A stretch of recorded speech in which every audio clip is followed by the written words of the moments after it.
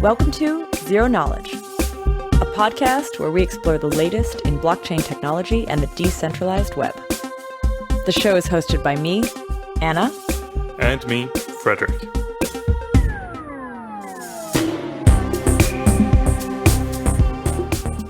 This week, we catch up with Zaki Manian. We talk about Silicon Valley's love of DeFi, mixing ideology and pragmatism in the Cosmos Live POS system, the wins of 2019, and what's on the horizon.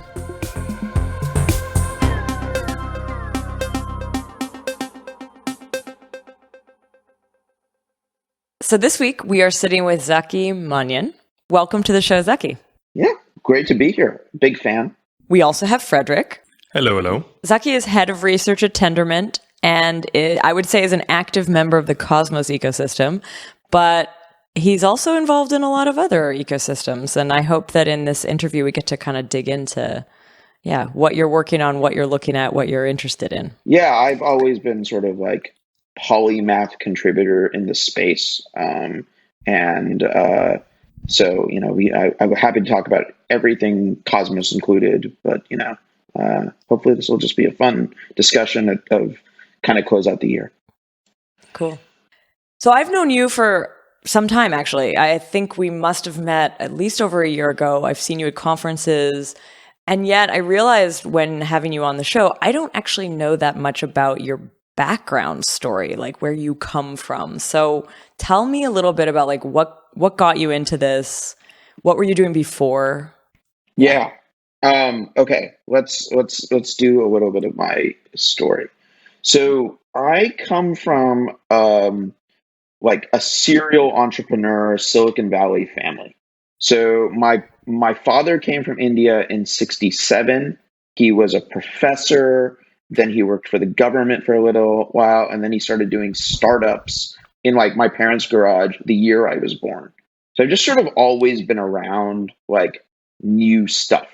Like some of my dad's bigger successes was he built the first digital gene sequencing company. He was very successful. He has been very successful with doing startups. And so, like startups, VC, all of this stuff is like very familiar to me. I grew up around it. So like grew up in Silicon Valley, went to the University of Pennsylvania because I wanted to get like far, far away from that and experience something new. Opposite coast, totally different scene. Yeah, totally different place, totally different scene. Didn't do anything technical really, or traditionally technical in college. I did a major the University of Pennsylvania has called History of Science, which is basically you study the history of scientific topics, but you could also take random technical classes in basically an order that you made up. And all that basically got me good is reading papers and teaching myself things. Which is cool. Then basically the theme for the rest of my life. So then after I graduated from Penn, my dad had been spending a lot of time doing startups in India. And so I actually went and I lived in India and I helped out my dad with a bunch of different things. And I decided to teach myself how to program. So I taught myself how to program. And then I was essentially product manager on one of my dad's companies on like their core product for almost 7 years. So for 7 years, I was doing like lasers, like fluorescence measurement, biology, firmware, FPGAs, like all of that kind of stuff. That's a pretty long time to be at one place in startup world. Yeah, it was a really long time. Actually, the technology is still around. My dad is still bothering me for tech support because there's a certain amount of that stack that I'm the only person on earth who knows how it works. But yeah, so that was a long time and I was getting really bored in sort of 2012. I was kind of trying to figure out, something new to get into. I was kind of looking for a hobby. And I started to realize that like I had this insight, which was I write terrible code. Like I kind of had like appreciated after like 6-7 years of being a full-time software developer that like everything I build was terrible.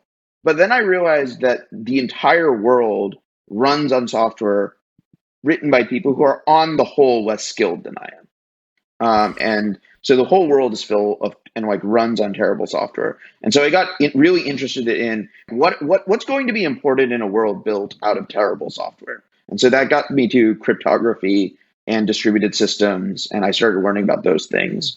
In 2013, after the Snowden revelations, I founded a civil liberties organization. And through that civil liberties organization, I met a lot of the people in like the Bay Area cryptography scene who also were working, many of them who were working on Bitcoin. So then I learned what Bitcoin was. Pretty much like my main goal for like 2013 to sort of 2017, 2018 was to learn enough cryptography that I would have like know everything somebody with a PhD knew in cryptography but like not actually getting a PhD. And so I would read like one paper a night basically for like that entire period of time. Along the way, I co-founded SkewChain, which was a enterprise blockchain startup. I met Jay. I used to talk to Vitalik and Vlad, like Vitalik. So like SkewChain, we had a conference in our office called Crypto Economicon. So back in the old days of like 2014, 2015, there were no Telegram groups. So we had a Google group, and it had like Vitalik, Vlad, Nick Szabo, a bunch of other people on it. And we decided to have a conference for the Google group. And so like a whole bunch of us got together. It was where Jay and Ethan first met each other and decided to go off and found Tendermint. It's where Vitalik first learned about BFT. It's where Vlad started thinking about proof of stake. Like it turned out to be like a highly influential event in all of our lives. So kind of like went through a whole bunch of stuff, got real frustrated with sharding research in 2017, was like helping out on Dfinity, Zcash, Cosmos, a lot of these things, helped out a little bit on Tezos around the crowd sale. I've been friends with all these people. There was just this like small little community in Palo Alto of people, especially people who didn't work on Bitcoin. So we all knew each other, and all of that sort of mushroomed over the course of 2017, 2018 into what I currently do. And what do you currently do? So like 2018 and the first quarter of 2019, I did what we called launch, which was I was basically responsible for getting the Cosmos Hub to launch. So that touched everything in the organization. Were you like a project manager there, or was it like a launch? So I invented incentivized testnets. I did most of the core regulatory work to actually get this thing up and running. Okay. I figured out basically how to QA like this distributed system. So like I built this whole mechanism. I created the validator market. But like, okay, but what is your like? So there's Jay and Ethan, who are the founders of the Tendermint company. They founded Tendermint. They founded Cosmos. When did you join Tendermint? Like, you sort of mentioned that you were there at the beginning when they met, but like, were you an early person in it? No. Okay. So I was there when they met, but I already had my own startup. Okay. When Jay first showed me Tendermint, I was like, this is really cool. It's going to take 5 years before anyone really uses this. And I was right. So I was the first person to donate to the Interchain Foundation's crowdfund and like the Interchain Foundation. But I was also just like busy with a bunch of other stuff. I only really started getting full-time involved in Cosmos like February. So while I was doing all of this, I was technically a part-time employee of Tendermint. Okay. Because I was also running a thing called the Trusted IoT Alliance. I also created a validator business. I do a lot of things. Like this is a theme. Sounds like it. And so I actually only became full-time at Tendermint after launch. Okay, which was like a year ago. March 2019. Oh, less than a year ago. Yeah. Holy moly. It's only been, really? It was March 2019? Yep, wow. March 13th. Lucky day. Understood. So you were always related to it, always sort of connected to the group, but only really focused on it like in the last, 8 months? Yeah. Cool. How does it feel? It's a fun journey. Like, you know, a lot of people frequently ask like why I picked Cosmos in 2018 as like the project I wanted to focus on. Certainly there was a certain amount of economic alignment there, but that wasn't the only factor in that decision. Every other, you name large blockchain project that existed back then, most of them were trying to convince me to like pay most attention to their thing. I wanted to prove that a certain set of things could be done. And I felt like I got to prove that in 2019. There are a lot of people, especially a lot of my Bitcoin core dev friends, used to say things like, decentralized proof of stake network starts were impossible. And I'm like, no, I think that's possible. I can do it. They used to, like a permissionless BFT network was just assumed to be impossible. It was just assumed that they would halt. And turns out they don't. And it's a lot of this is like a fun journey for me. I do think that there's like a transition in where the journey I'm in. Sort of like my first journey was like learn enough about this stuff to be an expert, then put all that expertise to work doing things that had never been done before. Now I'm basically primarily a manager. Okay. Like I manage people. I spend a lot of my time like dealing with like strategy, budgeting, HR, and only occasionally pop up at conferences and give talks or like contribute to research and stuff like that. But this is probably not going to be like where I make most of my contribution in the future. Most of my contribution in the future is just going to be like dealing with all of the organizational overhead of weird blockchain things. Are you feeling awesome about this, or are you feeling discouraged? The organizational stuff can be very draining. So it's necessary. Yeah. Like it's necessary to like scale all of this and to get to the next level, to do all of this organization thing. I'm also like very like enthused about like the level of personal growth that this requires. It's continuously challenging, but I like the nature of this. I like that we have real things and like real stakes to like actually deal with now. That this isn't just all like a little theoretical exercise that we used to sit around Jay's kitchen table and talk about. Like it's real, it's global. There's real scale and real stakes. There's geopolitical significance, and so like we actually have to deal with all this stuff now. Other than Cosmos, though, you are involved in some other projects, right? Like I've heard something. Are you connected to the Near guys, or? Right now I'm mostly just friendly with the Near people. Okay. We don't have any sort of actual relationship. Iqlusion hasn't jumped in and run a validator on their network or anything yet. I find Near to be an interesting experiment. It's sort of like an interesting counterfactual experiment. And that's mostly how I think about Near. I think of them as a counterfactual experiment. I think they're an interesting experiment in basically just taking all of the good ideas in the space and trying to put them all together in one thing and see if it works. There is this, like, what they're an experiment in is Tendermint is not a traditional Silicon Valley startup. Parity is not a traditional Silicon Valley startup. Not only is it not in the Silicon Valley, but it's not structured like one. Tezos, all of these, the Ethereum Foundation, all of these things are not like their founders are basically ideologues. They are committed to this vision of decentralization and autonomy. And there's actually a lot of overhead that I deal with on a day-to-day basis from trying to reconcile the needs of building a technology on top of something that's consistent with our values and ideology. So now you have experiments like Near, which largely don't care about any of that stuff. Mm-hmm. They're just we are gonna take capital and turn it into code, and we are people who code really fast, who are good at getting to MVP, who can pick up and understand everything in the space really fast. What do you think it's going to work? Their code is very cowboy.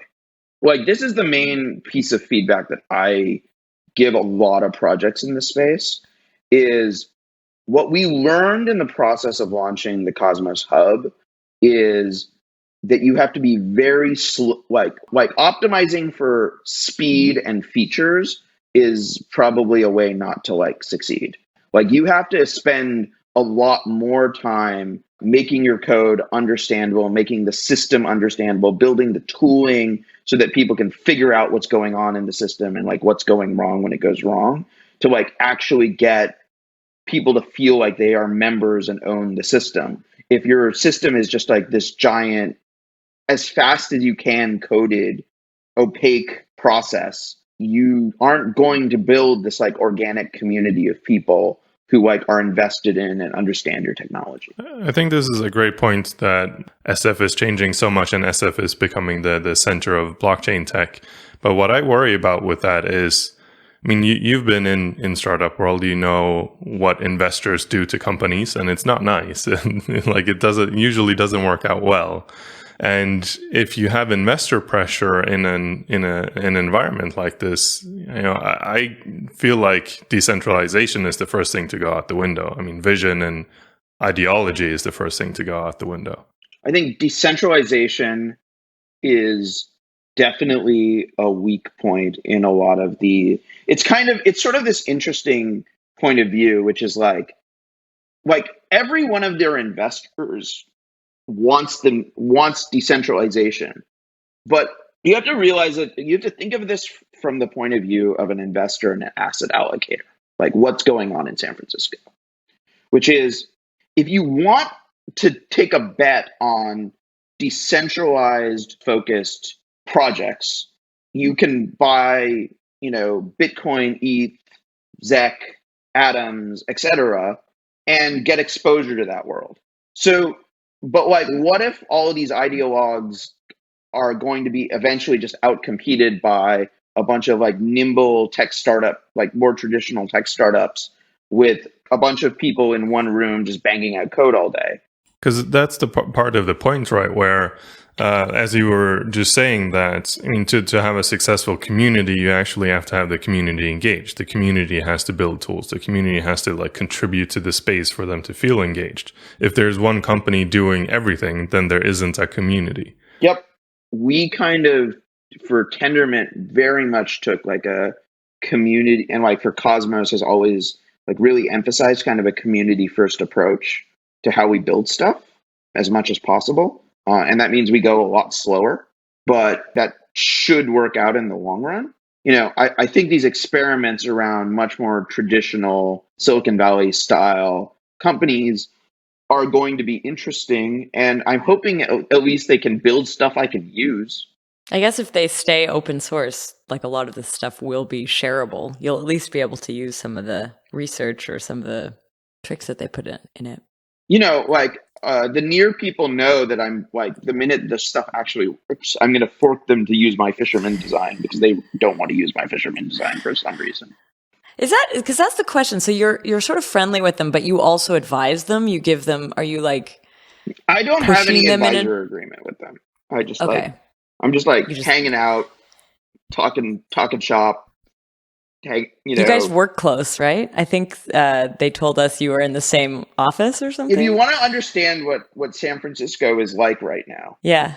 So Tendermint we have our main office in the Bay Area is in Berkeley, but we also have a WeWork on 2nd and Mission. On 2nd Street is also near Protocol. One street over is Coda and Solana. And then Oasis is like 4 blocks north, and then Cello is the weird one, and they're like in the Mission, BART right away in the Mission. What about? But there's also like the Chia office. Where's that in proximity to what you're describing? Same neighborhood. Same neighborhood. So that's like kind of the landscape of the non-Bitcoin Silicon Valley or San Francisco blockchain scene, I guess. Yeah, and it's all like concentrated in like a couple of blocks. So you all know each other and go to the same cafes. We all know each other. We all hang out in each other's offices. We're all like, every single one of those are doing unincentivized testnet right now. Yeah. Clearly there was some influence that spread throughout these groups. And they're all sort of game of stakes style testnets. Yeah. They're even calling it that often. Yeah, they're using some variant of Game of Stakes. Which Game of Stakes, for anyone listening, was, I think, first pioneered by the Cosmos launch, right? Yep. The Cosmos Hub. Who made that up? Who named that? Me. You did? Did you name it? Yeah. It's a good question. I have to go back through Slack logs to figure out if I named it. Okay. You might have named it, maybe not. It's a good name. Yeah, I mean, Sonny was really the one who was like pushing the like STEAK stake versus STAKE stake meme. And that was there for a while, and then we were like, okay, we need to like this is not gonna it's not gonna resonate well if we go. It's like too inside baseball to go with the like red meat steak. Let's go back to that San Francisco topic though. So I think what Frederick you were just outlining was like the dangers of sort of startup valley like funding structures. Yeah, and just like the lack of ideology. I think it, like some of the conversations that I have go back to like, you know, I talk to some of these teams and talk about what they're building or what they want to build. And they go, yeah, well, then we're going to have a MetaMask and we're going to have this infrastructure thing. And I say, have you thought about the centralization risk of everyone running this browser plugin talking to one server? And they go, well, yeah, but that's what people want. So it's like, that's what we're going to give them. It's like, yeah, but it's not decentralized. And they go, well, people don't care about decentralization. So we're just going to, like, it's a better product UX. So we're just going to do this.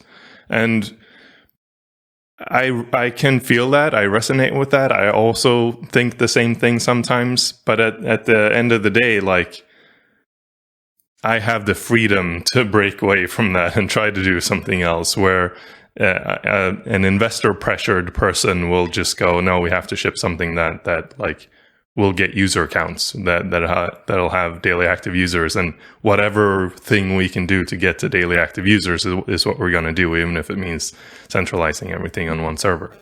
So like there's definitely that vibe. It's certainly not exclusive to San Francisco. It happens in Berlin and everywhere else as well, but more there than anywhere, I feel like. I have a question about like, so I want to stay on this SF topic for a second. I think this is a great topic. I've enjoyed it. Totally. It's totally interesting because I think like, so I'm based in Berlin and Frederick's based in Europe, roughly, and in Berlin often. And like, I am a creature of the SF scene. Like, yeah. I know all of the VCs and all of the funds. I go to all of their events. I speak at half of them, like all of their investor conferences. Like this is very much my world. So like, if you want to know about this world, I can tell you about this world. Yeah. So what I'm saying is like SF for me is a place I visit. I get to see it a little bit. I meet people from there coming over to Berlin going like, oh my God, it's so nice here. So that's the feedback I get. But I am curious, like SF, the mentality of SF, do you see like, is DeFi and the DeFi products that are kind of becoming very popular, are those coming out of SF? Are those coming more out of like New York? Where do you see those kind of projects emerging? I mean, Maker's in Europe, right? So there's actually some no, that's too, not. See, all of those things are becoming like. There certainly seems to be some sort of gravitational pull pulling DeFi towards. So I actually think I feel like there's two sides to this story. On one hand, there are a lot of DeFi centric investors in the Silicon Valley. There are a lot of investors whose like sort of explicit investment thesis is like DeFi is the future of global financial services. And if you kind of like sort of like zoom all the way out to like why venture capitalists got interested in cryptocurrencies in the first place, it did feel it like is a very much Silicon Valley money suddenly realizing that they might have a wedge to compete against the dominance of New York in the sort of finance and like New York's control of the financial sector. Because every tech company wants to be a bank, but it's never been like every tech company has also gotten no for as the answer whenever they want to become a bank out of Silicon Valley for a long time. And so like actually tinkering with money has been a thing that like sort of Silicon Valley was like sort of locked out of. And it's like why I think cryptocurrencies are inherently interesting to them on like almost like 100-year time scale of trying to like wedge this power that the New York banks grabbed in the the beginning of the 20th century and try and like take a piece of it for themselves. Wow. So there is a dynamic around that. it is a real thing. And I would say we talk more, the conversation around, the conversation in investor circles here is just like revolves around DeFi to an extraordinary extent. There's a company that started recently. I can't remember the name now, but they started out a YC, and they're only like what they're doing is providing credit cards to startups. And they basically just started by providing credit cards to other companies in their YC batch. Yep. And they're now massively successful. And I saw like a billboard of theirs last time I was there, and like they've grown unreasonably fast because it like, why is it hard to get a credit card? Like that's not a thing that I've ever experienced, but it's apparently a thing. I don't know why. Like the US is like the country of credit cards as well, so I don't know why it's so hard to get. This is how you do expense management in a US startup. So like we at Tendermint, and hopefully this is probably not going to like get us hacked, but we use Airbase for a lot of our expense management, which like lets the finance team sort of dole out very constrained credit card numbers that are like, this can spend this many dollars per month to specific functions, and then you can like track expenses really effectively. So it's mostly that like the back end of like conventional credit cards don't support like startup and small business workflows well. That a bunch of companies jumped on the opportunity for. Like what you want to be able to do is like see all the expenses for your startup flowing in through all the spending that your employees are doing, be able to slice it, dice it, categorize it, like figure out, oh, we're spending too much on like superhuman accounts, and be like, we should stop doing that. I guess the reason you're mentioning that, Frederick, is this idea of like being the bank again, or like being that, taking that role. Yeah. I want to sort of dig into that idea of like the VCs who would have gone into crypto early. Obviously, like the world of VC is, you can spread ideology, but mainly it's make money, right? So the reason for getting into any blockchain company is, I imagine, to somehow make some sort of financial gain. When they're dealing with these like very ideological companies, have you felt like pushback from VCs in the Valley, or not pushback, but like complaints? No. I would actually say that the VCs in this community are fairly actually aligned on ideology with us, are pretty ideological. But you mean like VCs, like blockchain VCs specifically? VCs. What has happened, like one of the biggest things that has happened over like the course of 2019 is basically non-blockchain VCs investing in blockchain are gone. And there are like probably 10 or 15 blockchain specific firms that now are overwhelmingly that are basically the only people you raise money from.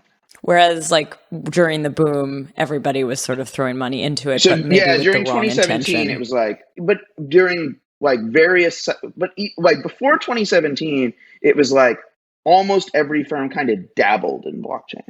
Now all of these, because of the fact that you're holding like non-traditional assets like tokens, there's so much specialist knowledge associated with this, and most firms are spinning up specific like separate either vehicles like A16Z crypto that like specifically target and theoretically have the knowledge base to invest in crypto. Cool. I also think like A16Z crypto's startup school is like a pretty interesting, like I think we're going to see more and more of the Silicon Valley playbook applied to the projects that are coming out of like a lot of the, like assuming stuff like near Solana, Coda, Cello, etc. Like, get out there and succeed in 2020.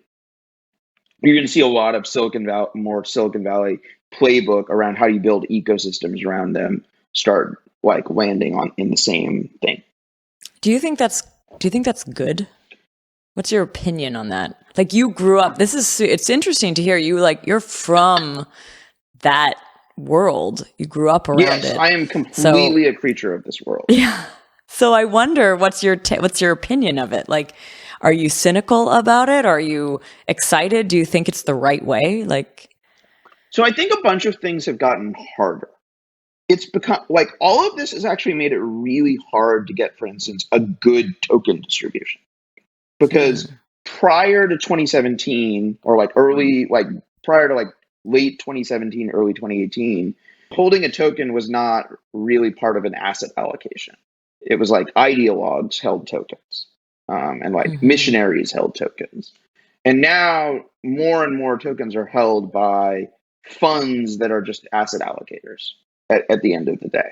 And so, you're never going to be able to recreate the phenomenon of people who are as sort of bought in ideologically into the project as people were in the ETH fundraiser days or even the Cosmos fundraiser days. I think that is honestly making a lot of things, frankly, a lot harder with the VCs coming into this space. But there's a lot less legal risk for a founder to go out and raise money from a bunch of traditional VCs rather than weird stuff.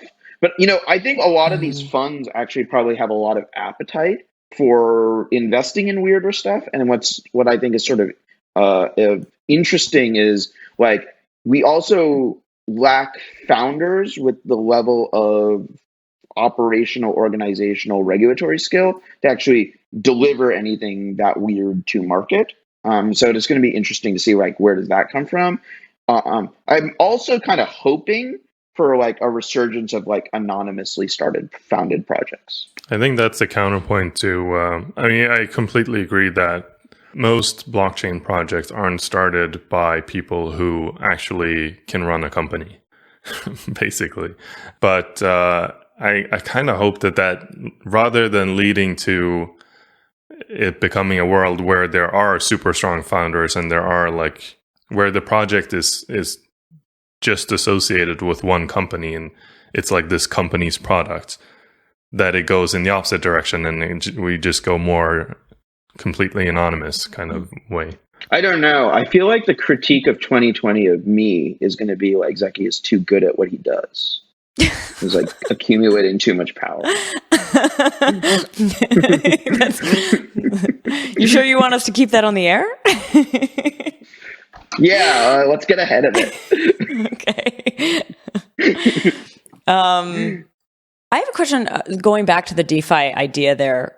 DeFi, we talked a little bit about its origin point and how it's being funded, how it's sought after on a funding front. But let's talk a little bit about the concepts of DeFi and some of the ideas that are coming out in that space, because I think that recently there's been a lot of kind of interesting research into how some of the DeFi products that sit on top of these networks could potentially hurt the networks themselves. I don't know if you saw Tarun's recent piece on derivative markets or post staking markets actually potentially hurting the security of a POS system. I don't know if I've worded that exactly correctly, but I'm curious to hear what you think of all of that, given your role, given where you sit. The idea of what Cosmos was for that existed in my mind back in 2016 was what we now call DeFi. Okay. This is what I thought it was for. But I also think that there's a lot of challenges around governance, basically, with DeFi that we still haven't really dug into. I think this recent article, I think yesterday or the day before, sort of calling out the governance vulnerabilities that existed within the maker contracts, for instance. I would say that in my mind, every single existing stablecoin has a regulatory surface area that is incompatible with widespread adoption. So these things work when no one uses them, but if people actually started to use them at scale in the West, the regulatory pressure on them would be not regulatory pressure that they would be easily able to manage. And I think Libra walked right into that, because they were Yeah, we're fine with something like, we're fine with a bunch of these crazy experiments existing on a regulatory scale if like 1,000 people use them.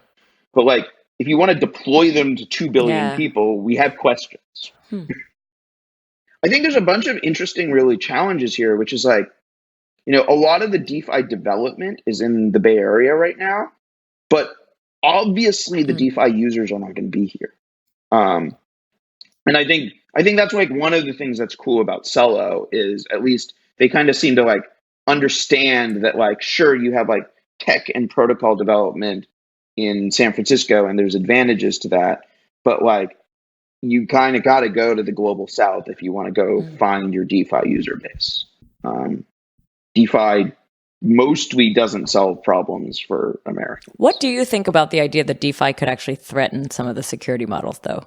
What I would say is this is not a surprise to anyone who's been working on protocol development here for a while. I think the question has always been, how much do you fight this? So we, like, for instance, it's not an accident that like the core recommendation of Tarun's paper, which is variable reward rates that like track some sort of metric like amount staked and like are going to be good things if you want to like approach a target of like have a target amount of security. So like we built that into Cosmos Hub protocol, more than a year ago. So we thought that was coming. I think if you don't sort of embrace in protocol the financialization of staking and the financialization of your security model, what happens is that this advantages like loosely regulated big centralized players who will do this anyways on top of their platforms. We're seeing like a bigger deal to me than Tarun's paper is Binance opening up their Cosmos Hub validator. And Binance opening up a bunch of like zero fee validators on a bunch of these networks. I also think that they're going to start securitizing the security model in some way, shape, or form pretty quickly. So the question is do you do these things in protocol and do you have like all of the hooks inside of the protocol to like financialize your security model and like connect your security model directly with DeFi? Or do you try to make that difficult and avoid it? I think if you try to fight it, you actually encourage centralization because the securitization and the financialization of your security model happens. The other thing that's true, and that Tarun would very much agree with, is the security model for proof of work also ends up being financialized in very much the same thing through like hash rate futures and stuff like that already exist, and like Jeremy Rubin is working on like on-chain hash rate futures for Bitcoin, for instance. But that isn't, the proof of work version, maybe you can help me understand, but like, why is the proof of stake version seemingly more threatening than that proof of work version that you just described? Is it because it's easier? Is it because it's fast? Like, to me, it's like, if the problem's always been there, then it should always be designed in. And yet, the way I'm understanding this kind of article, even though people have hinted at it in the past, it's still kind of like news to people. Okay, so I'm going to say something that is somewhat controversial. I think the biggest thing that people should be concerned about is specifically the Ethereum 2.0 proof of stake model. Okay. Which is the Ethereum 2.0 proof of stake model is fixed reward rate, fixed like no on-chain like pooling or delegation, no mechanism for doing staking derivatives built into the system, etc. And now you have an ecosystem where DeFi is already thriving, and this seems to itself to be like a particular nexus of challenge and like a particular area to be concerned about. I view the emergence of DeFi interacting with this proof of stake security model for something like Cosmos to be something like a many year in the future, is like to be like most likely to be a real problem. Like staking participation is pretty high. I don't imagine it to like collapse anytime soon. And a lot of the criticism of proof of stake sort of assumes that there's this like infinitely liquid counterparty that you can take a bet against. That like, I can lend, $400 million of atoms to someone tomorrow on an overnight market. And just there's like no one is going to take the other side of that bet. Because like infinite liquidity doesn't exist, proof of stake mostly works. As markets get larger and more liquid, as they get more complex, as risk gets more subdivided, we could get into a situation where potentially it could be unexpected to see like security suddenly collapse. And that should be a thing that we should all worry about. But it's not like a near-term problem for proof of stake. Proof of stake generally. Yeah. But you just mentioned this. So we kind of, one of the things that we definitely wanted to touch on in this episode was a little bit like of a look forward, look back. Yep. Clearly, if you kind of say 2019, what are the wins of 2019?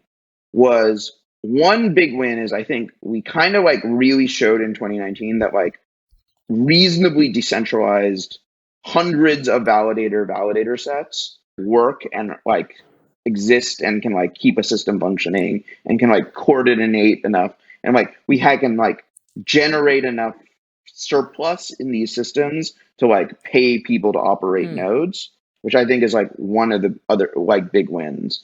I think the other big win of 2019 is without a doubt all of the zero knowledge proof work, and then like specifically like roll ups and like both the optimistic and the zero knowledge variants of roll ups are like knowing that BFT like works in like this like ad hoc setting, knowing that like validators will actually like do this work and like exist, and knowing that and like having like a much broader like zero knowledge proof toolkit and like to a lesser extent all these other like roll up based toolkits. I think these are like clearly the big wins of the year. So what's next? What do you think's I like the way you've just described this sort of year looking back, but what do you see coming up for 2020 then? What do you look forward to? So what we're seeing in the Cosmos ecosystem is like we maybe have good enough solutions around technical scalability in a lot of ways. I actually think most of the big challenges that like our ecosystem is facing are around regulatory and liquidity. And I'm curious to see what will happen.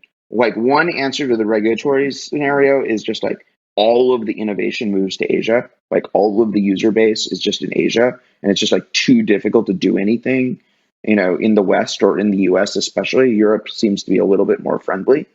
Or we can actually find some sort of path to doing stuff in the US. And then the liquidity question also is going to be really interesting to see. Is something like Interledger or something else that like basically makes like exchanges more like APIs going to be dominant? Is it going to be something like IBC, which is like a heavier protocol, but like may appeal to a bunch of chains? Or is it going to be, or is it just going to be like Binance and Coinbase and like CoinLists keep dominating the liquidity conversation? So like, I have spent a lot of time in the bowels of these technical systems. But like now that we've started to see some like daylight on the real technical limitations, I'm starting to see a lot more of these like sort of broader limitations on adoption becoming more significant. Like I would really like to design a stablecoin that from a regulatory point of view would actually be able to sustain 1 million users. I think it's possible. So there's a massive amount of regulatory challenge for sure. I mean, my hope would be that, I think, if we look towards the past and like try to extrapolate, like part of the role a VC plays is help a company create a company, not just like, the sort of founders are creating a product, but it's really the VCs that are creating the company and they're solving these regulatory problems to some degree for the company. Maybe that's a model to go forward. That we kind of try to find some structure in which to relieve the founders from this, pressure, because it is a massive task to overcome. I think there's a lot of knowledge that's sort of embedded in a lot of the founders that hasn't really about like how to even think about all of these things. But like also the regulatory landscape changes frequently, so it's not like a strategy that worked 3 years ago is like you can just take it off the shelf and do the same thing. Most of these things end up being like one-offs. I like that idea that you just presented, Frederick, this idea that like the VCs would, I've never thought of VC as being like the company builder, like the I know that they will offer support. There's sort of a joke that like if you talk to a VC, the last thing they're going to say is just let me know how I can help you. Like this is often thrown around, but like true help is in this context, it is that legal regulatory side, and they definitely come from a place like they have more access to really good lawyers and maybe even some of those lobbyists. So it would be interesting to see if that evolves. I would say that we have gotten some good help from VC, from the investor community, and this year. Do you think that do they fill that role? Do you see VCs actually like taking that on in the Valley? So VCs have been really helpful. Like they have some really good tooling in terms of setting up tax structures. Like because Tendermint was like not created by VCs and stuff like that. Like nothing about the way we handle our treasury is tax optimized in the slightest way, shape, or form. So they've done a lot of good work on that front. They definitely are helpful in like general company building stuff, like hiring HR, that kind of stuff.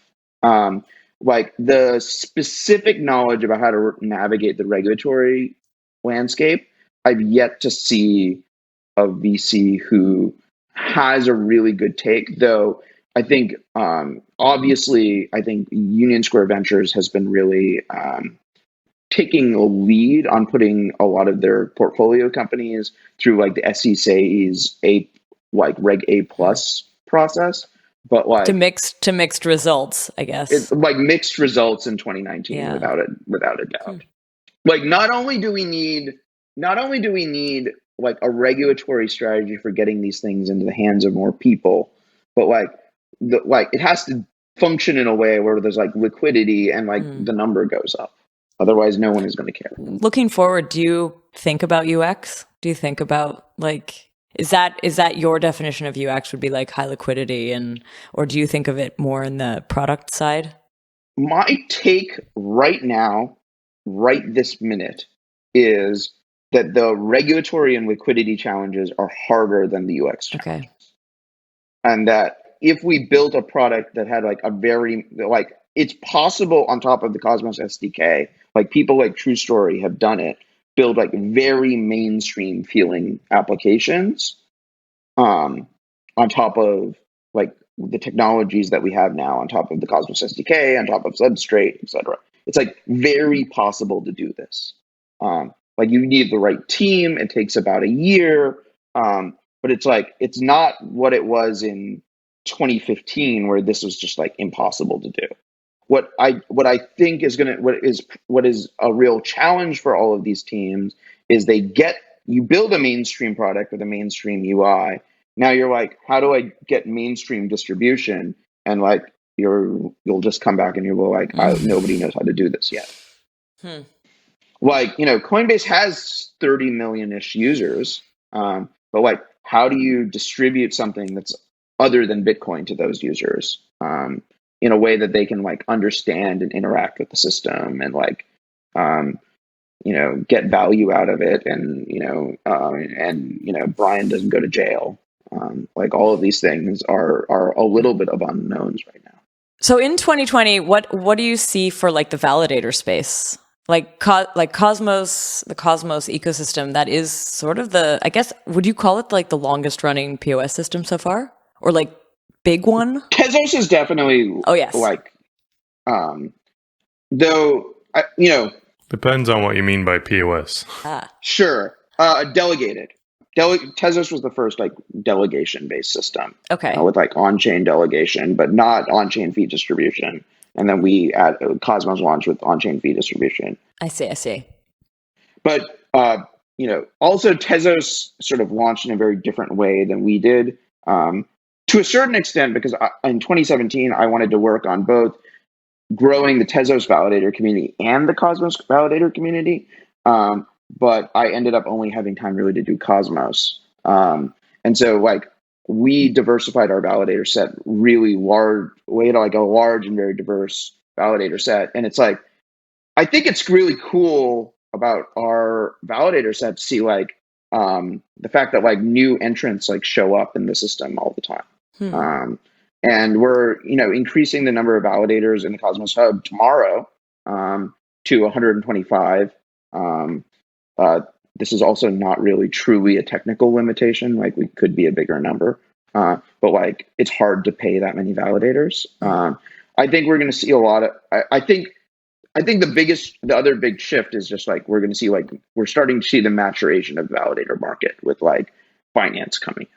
I find it fascinating that validators are much like miners, just sort of financially motivated to a large degree. So it makes sense, but it's still kind of fascinating to see that they'll validate whatever and, anything that can make money, and it makes sense. But what worries me in that world a little bit is you have really big validator shops who set up and like control majority stake in like several networks. Like there's a few validator shop that hold like massive amounts of both Tezos, Cosmos, and Polkadot. So it's sort of a little bit worrying that there's so much centralization in the power, but at the same time, like it's not at the limits where it's actually dangerous right now. But if we keep seeing centralization on these like big players, then that can potentially turn dangerous. Yeah, I fully agree with you. Totally. I actually wanted to share something that I've just sort of kicked off. There is actually something called the ZK Validator. So myself and Will Harborn from Diversify, we're currently a validator on Cosmos and on Kusama. Yeah, and I just learned about it from you. I want to throw this your way because I'll tell you what this is all about. So we're using the rewards that we get from being a validator to sort of champion zero knowledge research, either through initiatives, education, the goal being bringing more people into the space and promoting kind of privacy across these different networks that we're going to be validating on. This is, still very much an experimental phase. We haven't really gone public with it, so this might be the first time that people hear about it. It would be the first time I'm speaking about it. And I wondered what you thought about it. The idea here would be like it's topic oriented. It's not purely sort of trying to differentiate itself on the low commission or the, special security setup. It's like actually fund this, and then you could potentially help fund zero knowledge research. I think that is a great idea. I think that like what I've basically been seeing is that there are like 3 validator business models that are emerging. One validator business model is like a very much like a white glove service for like token holders. Mm-hmm. The other one is like it's like a combination of like infrastructure plus capital. So like you provide infrastructure on a network, but you're also like investing or holding tokens, or you see this a lot in like validators that are like on the Cosmos Hub, but also like participating in ICOs of like other Cosmos networks, or like various token creation stuff for other Cosmos networks. And then you have this whole like, what I think is an emerging opportunity to be like validator plus product. There's also validator plus exchange, mm-hmm. Which is also going to be like, I think, where would you put something like Zika in that? I think Zika hasn't figured out what it wants to be yet. And I think if it doesn't pick one of those models, it's not going to survive. You don't see a validator as a cause, sort of validator with purpose as a possibility? I think it does work. I think purpose is just a different word for product. Okay. You put it in that sort of vision. Yeah. Your research, like the idea of like a research community around a validator, is just a different word for a product. Cool. And Iqlusion is definitely kind of going down the product route as well. That's your validator. If you kind of look at our GitHub, we don't participate on that many networks, kind of like the zero knowledge validator. We're very selective. We do a little bit of like consulting on a lot of these test nets that people are building.